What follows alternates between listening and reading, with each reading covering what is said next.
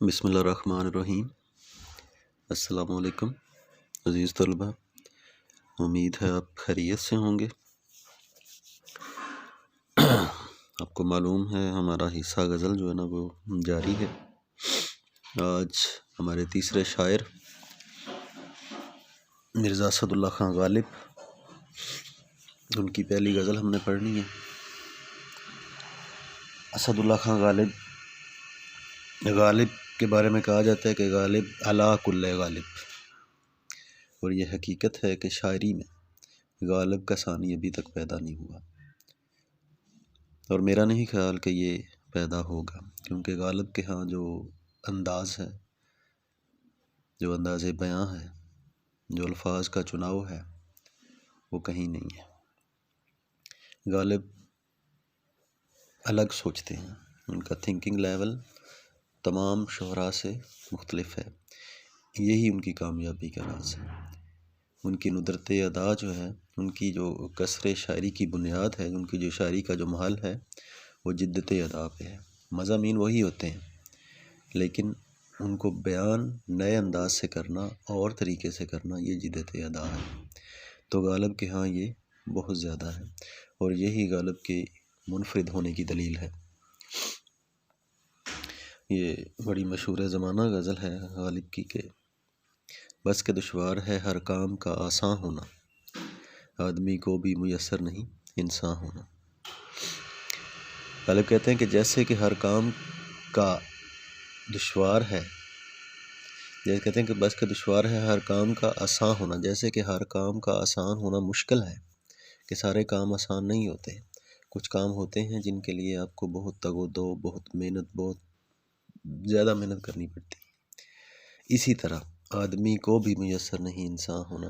آدمی بہت سارے ہیں، میں، آپ اور بہت سارے آدمی ہیں، لیکن انسان بہت کم ہے۔ انسان سے مراد انسانیت کے درجے پہ جو فائز ہے، جس کے اندر انسانیت پائی جاتی ہے، ٹھیک ہے۔ انسانیت آپ سمجھتے ہیں کہ انسانیت کیا ہے؟ تو غالب بھی کہتے ہیں کہ بہت سارے آدمی آپ کو مل جائیں گے، لیکن انسان جو ہے نا وہ بننا بہت مشکل کام ہے۔ اس کے لیے جو ہے نا وہ یہی مثال دی ہے کہ جیسے ہر کام کرنے کے لیے آسان نہیں ہوتا، اسی طرح ہر آدمی انسان نہیں ہوتا۔ بس کے دشوار ہے ہر کام کا آسان ہونا، آدمی کو بھی میسر نہیں انسان ہونا۔ وائے دیوانگی شوق کے ہر دم مجھ کو، آپ جانا ادھر اور آپ ہی حیران ہو گئے۔ وائے دیوانگی شوق، عشق کی دیوانگی، کہتے ہیں کہ وائے دیوانگی شوق، حیرانی ہے، وائے کلمہ حیرانی ہے کہ وائے حیرانگی شوق، کہ میری عشق کی دیوانگی دیکھو کہ ہر دم مجھ کو، کہ ہر لمحہ مجھ کو، آپ جانا ادھر، کدھر؟ محبوب کی گلی میں، اور آپ ہی حیران ہونا، کہ خود ہی پھر جا کے وہاں حیران ہوتا ہوں کہ میں نے تو ادھر نہیں آنا تھا۔ غالب کی وہ شعر ہے نا کہ دل پھر طواف کوئے ملامت کو جائے ہے، پندار کا صنم قدا ویراں کیے ہوئے۔ غالب بھی یہی کہتے ہیں کہ بار بار اس گلی میں جہاں پہ مجھے تذلیل ہوئی ہے، جہاں پہ مجھے شرمندگی ہوئی ہے، جہاں مجھے انسلٹ ہوئی ہے، میں پھر وہاں پہ چلا جاتا ہوں، پھر میرا دل کرتا ہے کہ پھر میں اس گلی کا طواف کروں، وہاں پہ جاؤں، گھوموں، حالانکہ وہاں پہ آلریڈی میری بےزتی ہو چکی ہے۔ تو یہ بھی وہی مضمون ہے کہ وائے دیوانگی شوق، کہ میری عشق کی دیوانگی دیکھیے کہ ہر لمحہ مجھ کو، آپ جانا ادھر اور آپ ہی حیران، کہ میں خود جاتا ہوں، پھر جا کر میں حیران ہوتا ہوں کہ میں نے تو ادھر نہیں آنا تھا، یہاں تو میری پہلے انسلٹ ہوئی ہے، میری بےزتی ہوئی ہے، اور میں حیران ہو جاتا ہوں کہ مجھے پھر میں کیوں آ جاتا، کہ یہ میری دیوانگی ہے۔ دیوانگی کیا؟ پاگل پن ہے۔ عشق میں جو دیوانگی ہوتی ہے وہ سوجھ بوجھ جو ہے نا وہ ختم ہو جاتی ہے، انسان کو بعد میں پتہ چلتا ہے کہ میں نے کیا کیا۔ عشرت قتل گہے اہل تمنا مت پوچھ، عید نظارہ ہے شمشیر کا عریاں ہونا۔ عشرت خوشی، قتل گہے جہاں پہ قتل کیا جاتا ہے، اہل تمنا عشق والے جو تمنا رکھتے، اہل عشق لوگ، مت پوچھ، کہتے ہیں کہ جو عشق میں قتل ہوتے ہیں ان کی خوشی کا اندازہ نہ پوچھو، ان کی خوشی کیا ہوتی ہے یہ مت پوچھ۔ عشرت قتل گہے اہل تمنا مت پوچھ، یعنی کہ قتل ہونے والوں کی جو خوشی ہے، جو خوشی کا اظہار ہے، وہ نہ پوچھو۔ عید نظارہ ہے، عید جیسا نظارہ ہے، جیسے اتنی عید پہ خوشی ہوتی ہے، کہ عید آئی ہے تو عید نظارہ ہے شمشیر کا عریاں ہونا، شمشیر تلوار، عریاں ننگی ہونا، کہ جب میان سے تلوار نکالی جاتی ہے نا تو وہ جس کو قتل کیا جاتا ہے تو وہ ڈر جاتا ہے، وہ خائف ہو جاتا ہے کہ یہ مجھے قتل کرنے والا ہے۔ لیکن غالب کا انداز دیکھے، وہ کہہ رہے ہیں کہ عشرت قتل گہے اہل تمنا مت پوچھ، عید نظارہ ہے شمشیر کا عریاں ہونا۔ کہہ رہے کہ جب تلوار ننگی ہوتی ہے قتل کرنے کے لیے، عاشق کو مارنے کے لیے، تو وہ عید جتنا نظارہ ہوتا ہے، اتنی خوشی ہوتی ہے کہ میں اب عشق کی راہ میں قتل ہونے والا ہوں۔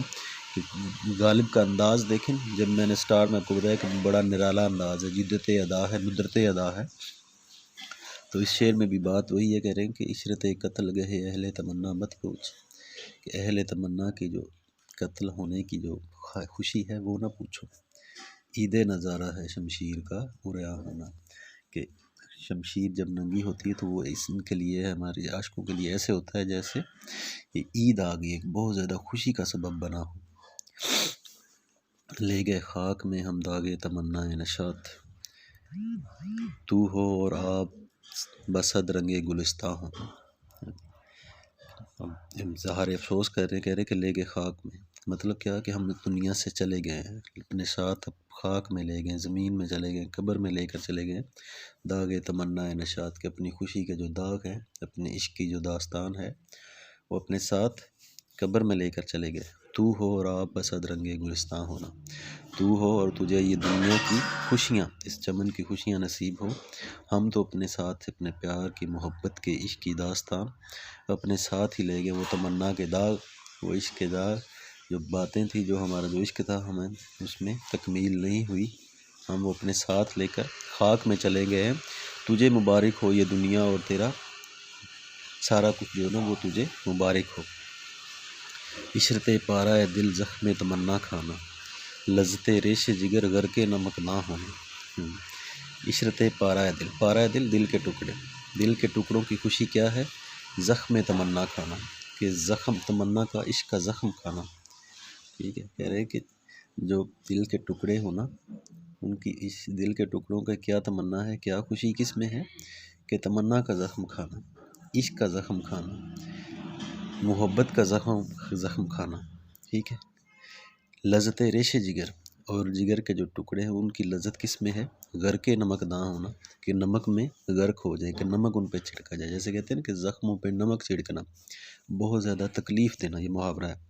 لیکن غالب کیا کہتے ہیں کہ جگر کے جو زخم ہے نا، وہ ان کی تمنا کیا ہے، ان کی لذت کس میں ہے؟ کہ وہ نمک میں غرق ہو جائے، مطلب کیا کہ اور تکلیف ہو، اور زیادہ ہم تکلیف برداشت کریں عشق میں، تاکہ ہمارے عشق کا ثبوت جو ہے نا وہ محبوب کو ملے کہ یہ دیکھو اپنے عشق میں کتنی تکالیف برداشت کر رہا ہے۔ غالب کا انداز ہی نرالا ہے۔ تو دوبارہ اس شعر کی تشریح کر رہا ہوں کہ عشرت پارہ دل زخم تمنا کھانا، کہ دل کے ٹکڑوں کی خوشی کیا ہے؟ تمنا کا زخم کھانا، عشق کا زخم کھانا، لذت ریش جگر، اور جگر کے جو ٹکڑے ہیں ان کے لذت کس میں ہے؟ جگر کے جو زخم ہیں ان کی لذت کس میں ہے؟ غرق نمک داں ہونا، کہ نمک میں غرق ہونا، کہ ان کے اوپر نمک چھڑکا جائے تاکہ اور تکلیف کا باعث ہو۔ اگلا شعر مشہور زمانہ ہے، زبان زد عام ہے، کہ کی میرے قتل کے بعد اس نے جفا سے توبہ، ہائے زود پشیماں کا پشیمانہ، پشیماں ہونا، پچھتانا، زود پشیماں، فوراً پچھتانے والا، فوراً، ہائے کلمہ افسوس ہے، کی میرے قتل کے بعد، کس نے؟ محبوب نے، کہہ رہے کہ مجھے قتل کر کے بعد مجھ نے توبہ کر لی کہ میں نے اب آئندہ کسی کو قتل نہیں کرنا، کسی کو دھوکہ نہیں دینا۔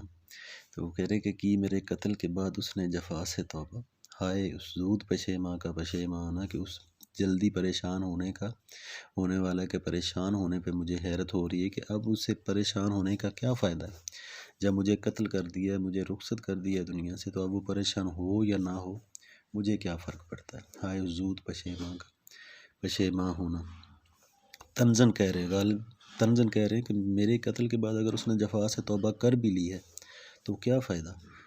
ہائے زود پشیماں کا پشیمانہ، کہ اس کی جو جتنی جلدی پریشان ہوا ہے، اس پریشانی کا مجھے تو کوئی فائدہ نہیں۔ حیف، افسوس، حیف اس چار گرا کپڑے کی قسمت غالب،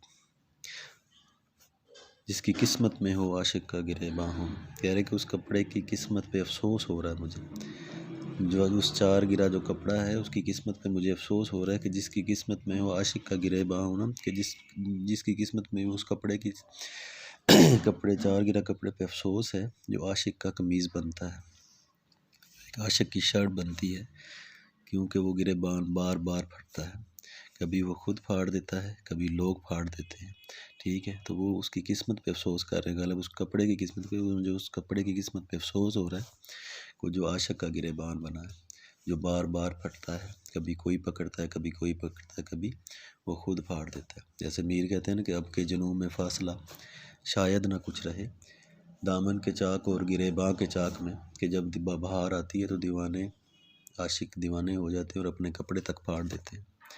لیکن غالب تھوڑا سا مختلف انداز سے سوچتے ہو، کہتے ہیں کہ حیف اس چار گرا کپڑے کی قسمت غالب، جس کی قسمت میں ہو عاشق کا گرے باں ہونا، کہ مجھے اس کپڑے پہ بھی افسوس ہے جو کسی عاشق کی قمیض بنتا ہے، جو بار بار پھٹتا ہے، ٹھیک ہے جی۔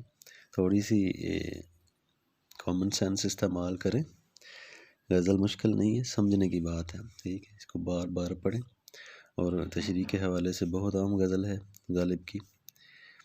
اللہ آپ کا حامی و ناصر ہو، انشاءاللہ کل ملتے ہیں، اللہ حافظ۔